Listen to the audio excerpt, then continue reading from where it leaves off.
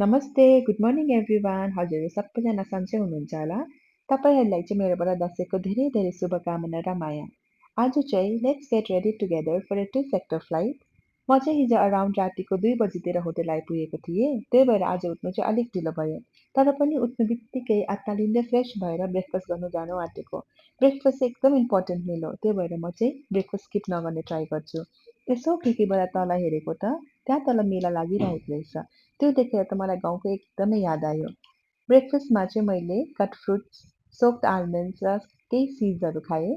त्यो बाद मैले पिएँ क्युकम्बर जुस। यहाँ चाहिँ हेर्नुहोस् न यस्तो दामी बनाइदिएको थियो कि मलाई त खानै मन लागेन। र पनि अब बनाइदिएपछि खानै पर्यो। ब्रेकफास्ट बाद कफी नखाने त कुरै आउँदैन। यसो कफी खाइसकेर बेकरी सेक्सनतिर गएँ।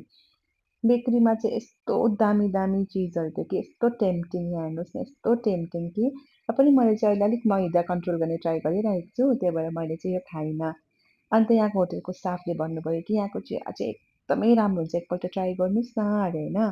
त्यही भएर चाहिँ अब मैले ठिकै छ त एक कप चिया खाइदिउँ न त भनेर एक कप चिया पनि खाएँ है।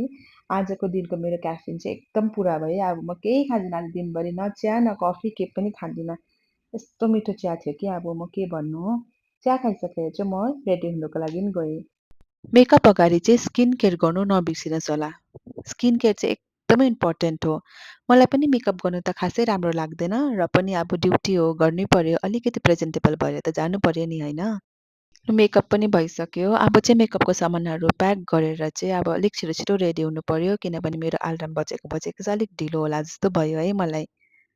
अब मेकअप गरिसकेँ हो।